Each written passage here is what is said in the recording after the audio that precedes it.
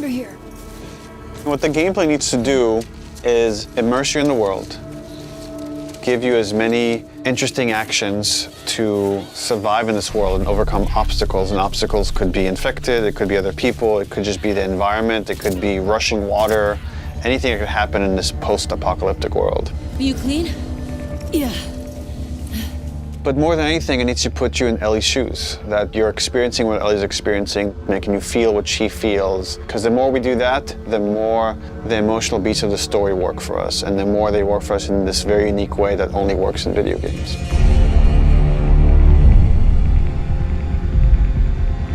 The gameplay philosophy of The Last of Us Part 2 is putting you in the shoes of Ellie and everything that that means. It means giving you a threat constantly, as this world has. It means giving you the hard choices.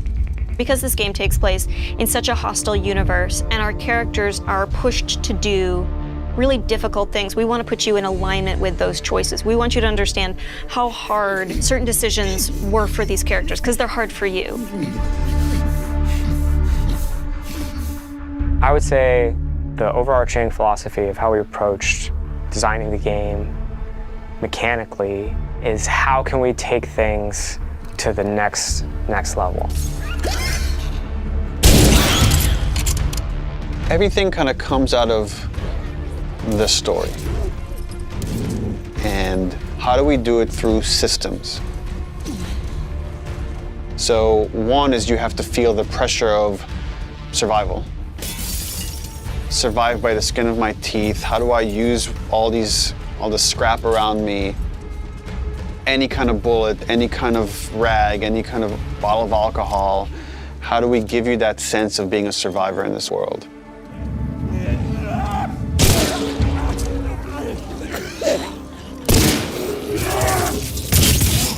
Ellie is very small compared to Joel and more nimble.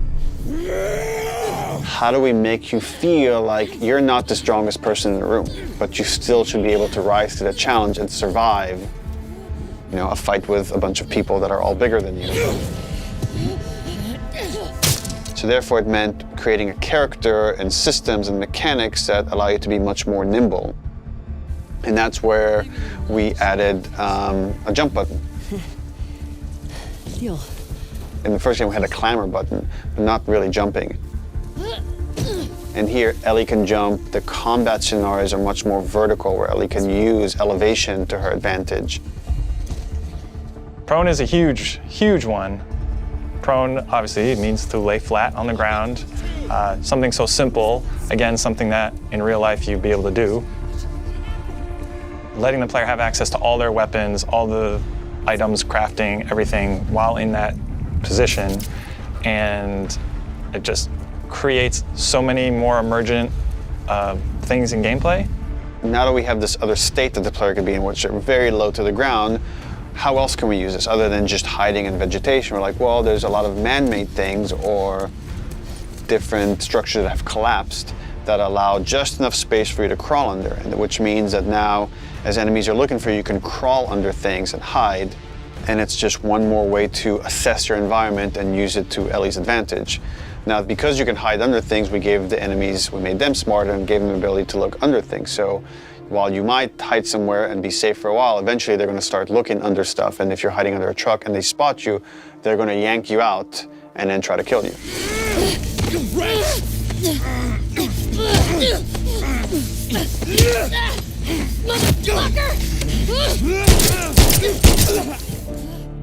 Dodging is a big one, because now with dodge, anytime you're in a scuffle, you have a chance to get away.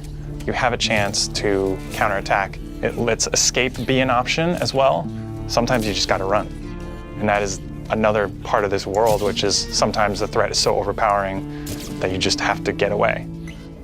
When you are partially hidden, or you're in grass, that means people from afar can't see you, but people from closer can kind of see you. They will eventually acquire you. You're not completely hidden when you're in grass. She went into the grass. Watch yourself. And it makes you as a player become much more aware of your surroundings. Jump, prone, dodge, all these things feed into both exploration and combat because it lets us expand the space. The size of spaces can be bigger, the intricacy of spaces can be more complex, and it still works exactly as you would expect. So when it came to our level design, we really wanted to challenge ourselves to make a world that really felt like a real space as much as we possibly could and didn't feel like a series of combat encounters and exploration spaces and then combat encounters that felt like a Hall of Horrors or something, but something that really felt like a space that you could explore that seemed like a legitimate urban environment.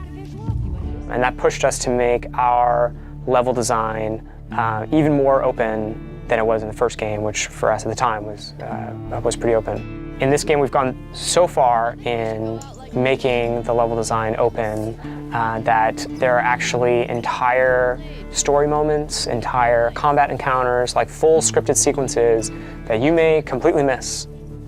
And there are things that we feel like, even though a portion of our player base may never see these things, the fact that when you do encounter them, you feel like you discovered them.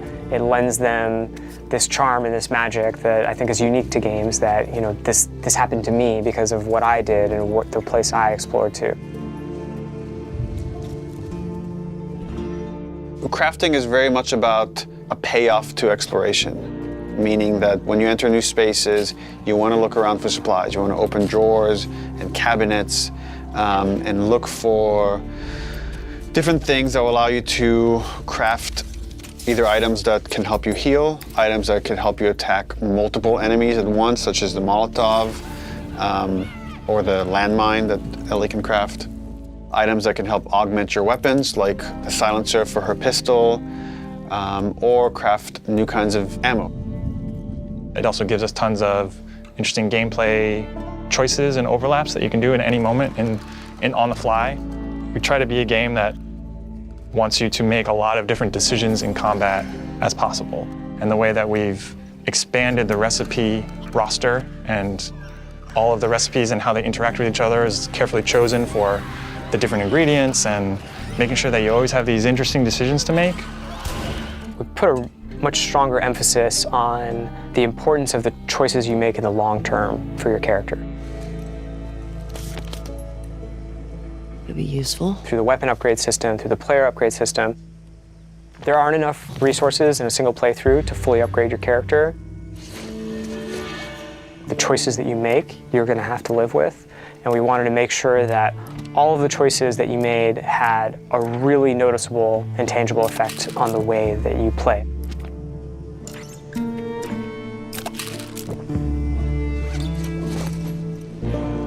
You feel a greater kinship with Ellie because you are living with decisions that you've already made. Like you are continuing this through line of her journey through this world, and the moment-to-moment gameplay is influenced by that in a way that we haven't before.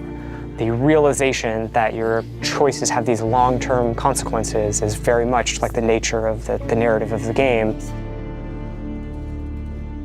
And I'm happy that the mechanics are supporting that. PlayStation